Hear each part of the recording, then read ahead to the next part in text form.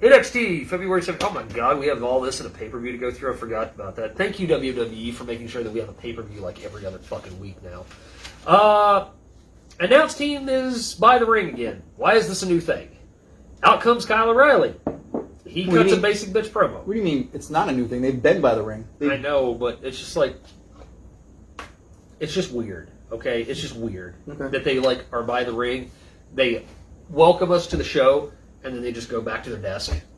Oh, standing by the ring. Got it. It's weird. Okay. It's weird. Okay, got it. Basically, he cuts a pretty basic promo, says he wants Adam Cole to come out. Instead, he gets Roddy Strong. Kyle gets better as he continues to talk about this and his frustration. Kyle gets a lot better.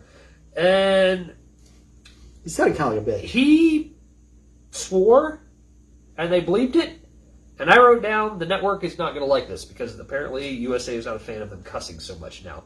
Out comes Finn. Finn is not happy. Out comes Lockwood and Birch. And done. Again.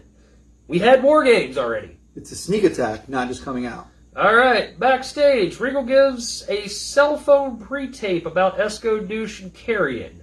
The match will not happen. The word is that there have been medical reasons that have come up that the match will take place soon. And online is not telling you what those medical reasons are. Much like Tommaso Ciampa and Thatcher, and some much weird like things some other people who have been gone for randomly about 2 weeks. Mm-hmm. Interesting, isn't it?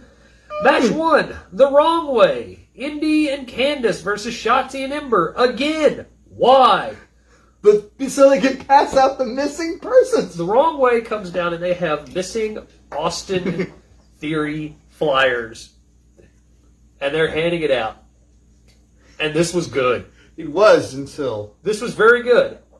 And then, I wrote down, why are they wrestling again? This wasn't good the first time. Why are we running it back? Then I wrote down, this might be getting worse than the first time. Candice is standing by the ring. You can clearly see her on camera waiting for her spot. Oh, so many times. So many times she's seen just standing there, staring, waiting, and then she runs and does her spot. It's pretty bad. The announce team was a complete mess, and then all of a sudden they hear a white van from outside pulls up.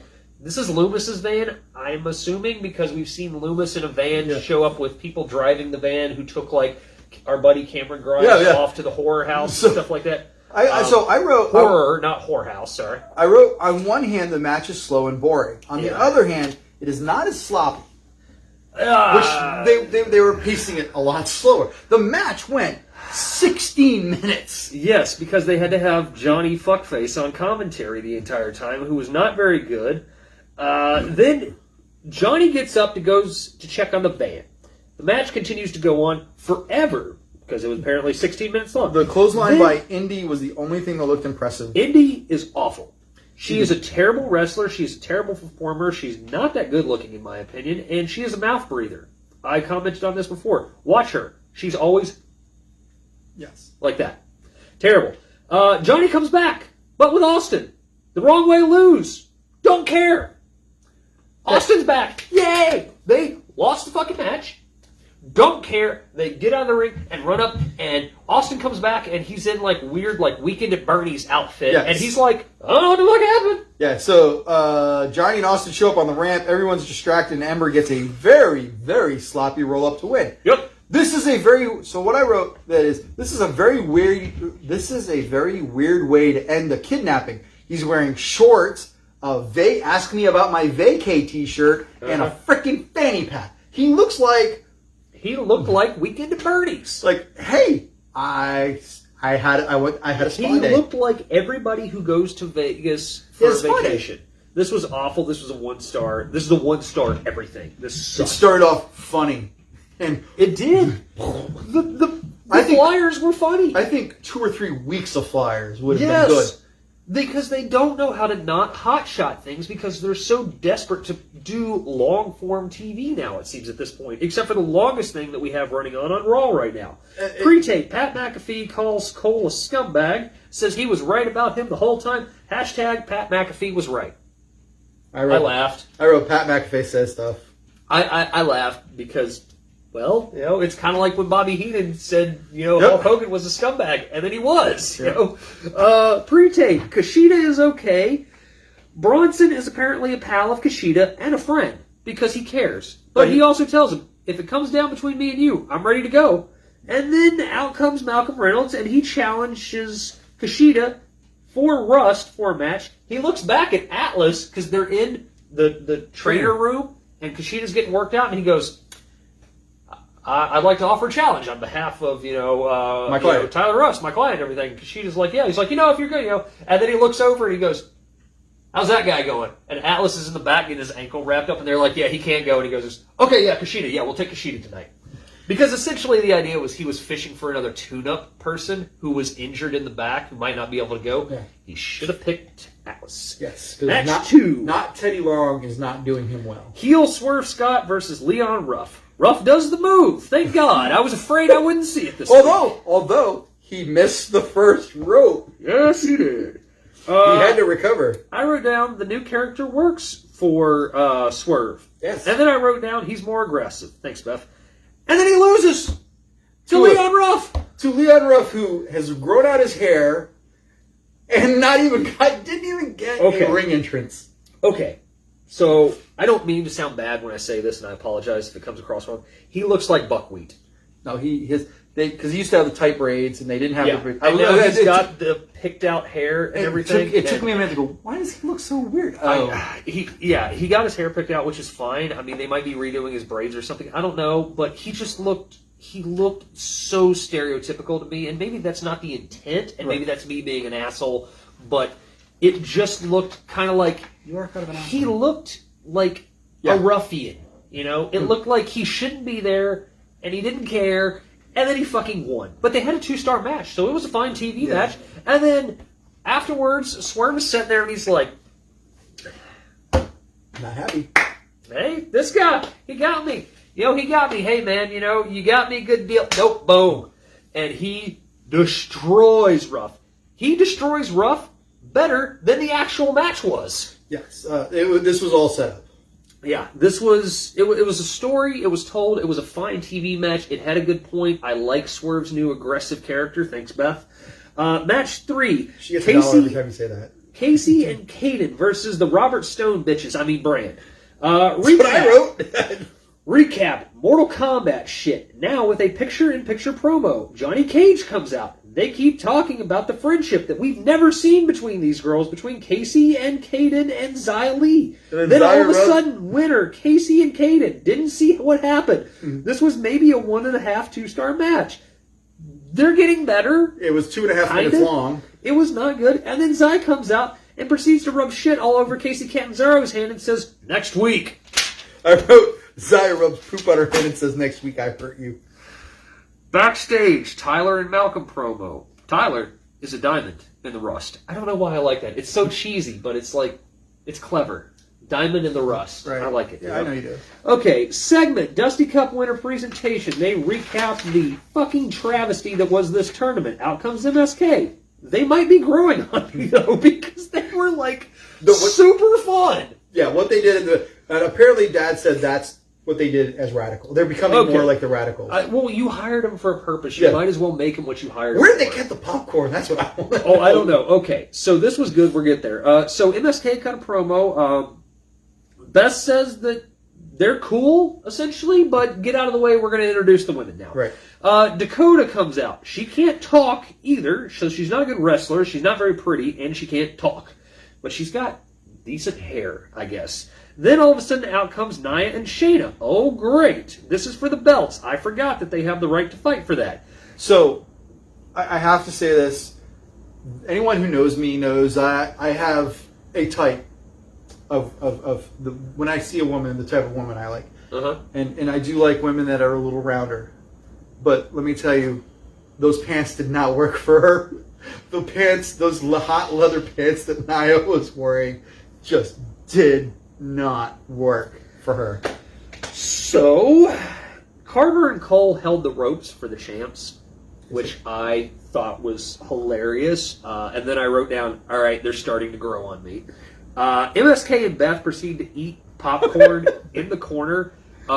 Carter is sitting on the top rope. I can't remember the other guy's name. Is holding the popcorn while Beth is like, she's eating it, and Carter's like, "Ooh!" It was a meme. It was the Michael Jackson meme in real life. So Nia thinks she's a badass because Dusty said she was a badass lady, and then Dusty said, "You are a badass bitch," and Nia says, "Yes, I am."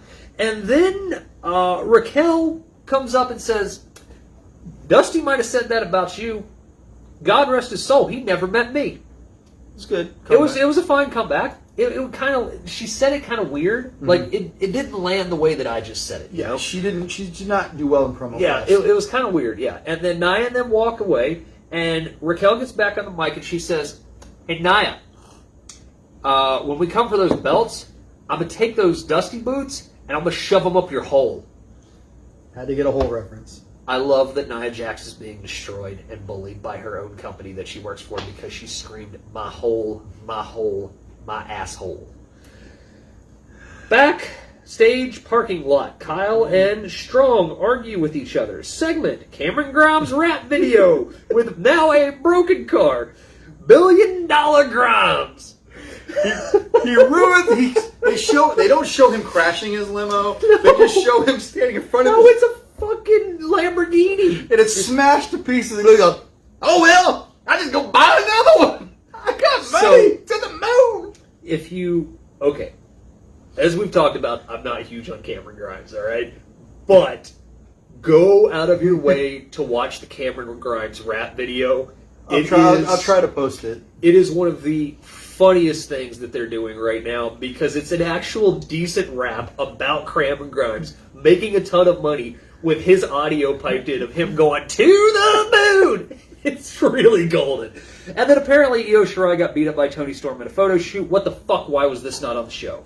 Okay. I don't know why they just showed... They literally did the magazine recap things where they just had still frame images of Toni Storm beating the crap out of her. Why this wasn't on the show, I'll never understand.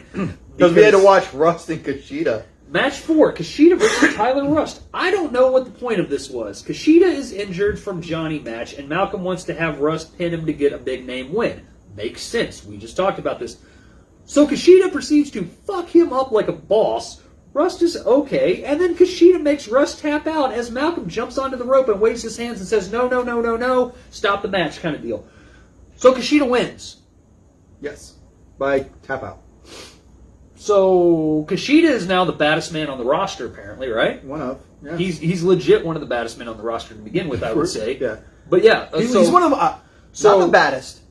That goes to... He's the most technically savvy. So the point of this, though, was to make Tyler Rust look good by having him get a win over a big name, but make the excuse that you could come back and say Kishida was hurt from the previous match with Johnny. Kishida won. Yes. In 11 minutes. Do we see where the problem is? Yes. Okay. So, promo. Yes. No, go ahead. Go ahead. No. I'm gonna wait till the next match. Promo. Zoe Stark debuts. She's shown fighting Shotzi at some point. Yeah. So here I thought to myself, how can? So they show her promo. It's her singles debut. Yeah. It's like, how can she have footage of herself if she's debuting? Well, I did some research. She was in the Dusty Cup. She was in the Dusty Cup, yeah. And she was wrestling in matches that were not televised, because we talked about last week how half the Dusty Cup was not even televised. Yeah. Where they were on 205 or on Facebook. So she was part of the Dusty Cup. She was part of the losing team. The funniest part of this is, one of the wrestling shows that we're never going to cover, but is on locally here, is called Hollywood Championship Wrestling. Yeah. Which is being filmed roughly at this point in time. And Dad calls me up. He's like, "Hey, Joey, come here. I want to show you something." So I come up there, and this Zoe Stark is wrestling on Hollywood Championship Wrestling like 2 weeks ago. Huh. Because they're about 2 weeks behind in their... Okay. So basically 2 nobodies win, 2.5 minute match. Her opponent, whose name was never actually announced, was Valentina Perez. I wrote down Valentina Royce, but it probably is Perez. They did mention her name, but I wrote down the classic Zoe Stark versus fucking nobody. She was there for no point. So- And it, honestly, how long was this match? 2.5 minutes? Exactly, 2.5 minutes. It took them 2 minutes and 15 seconds to say this girl's name. Yeah. Squash match. Oh, Don't she's rate. about to win. We better say her name. Yep. Promo, Smoke Show and Carrion says TikTok. Esco is fucked. I agree. TikTok. TikTok. Like, he's gonna kill this man. Like, He's got to. going to kill him. He's got to. Match 6, Dunn and Lorcan and Burge versus Finn and Kyle and Roddy, because we didn't get Carrion versus Esco.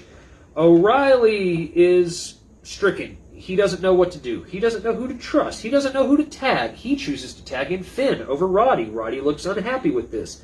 Interesting. What was the point of the step spot? Because they pull the steps off and they throw it, and the announce team goes, well, Lockhart and Birch just threw the steps behind the ref's back. Anyone in the building could have heard that, though. Oh, yeah. So that was funny. Doom's top half looked a lot less orange. Doom looked much uniform. Yeah. In His tan. legs were still kind of orange, but the top half Yeah. looked... Okay, they're still selling Dude's Knee from the pay-per-view, which is good. Birch gets in the ring with belt. Ref gets laid out by Finn. Finn goes to do the coup de grace. Cole runs in, shoves him off, lays out O'Reilly, and then Roddy saves Finn.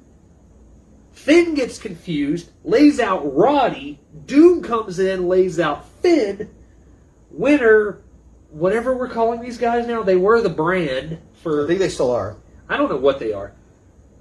This was, I would say, a 3-star match. Yeah, no, this was it a was good good. match. So- And then afterwards, Cole comes back, and he fucking kills Finn. So Adam Cole is basically saying, I'm Adam Cole, baby. Yeah. So, a couple notes. Did you notice that there are actually 3 black referees in NXT? During all of this, at the end of it, there's actually 3 black No, I referees. didn't catch that, no. So I think that... Which means they're doing their job if I'm not watching them. So that means that Zombie Ref sometimes has a beard, sometimes doesn't have a beard. Yeah. It might be a different ref that you don't like. Well, Zombie Ref is, he looks Middle Eastern to me. Oh, really? Yes. He's black to me.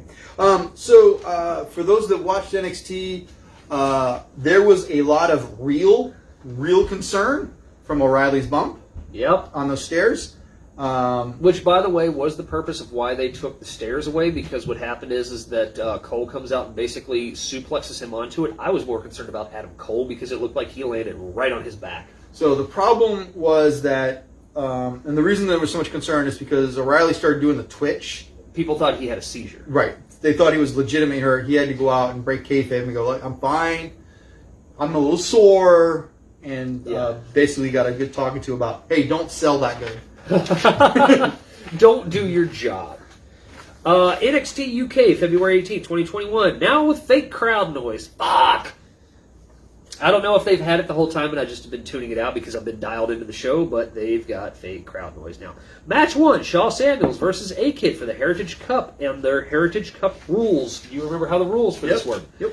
Did you watch any of NXT UK? You bastard. I didn't even watch SmackDown. All right, I'll go through SmackDown real fast, too, because I definitely want to go to sleep at some point tonight. Round 1, A-Kid taps to the Butcher's Hook.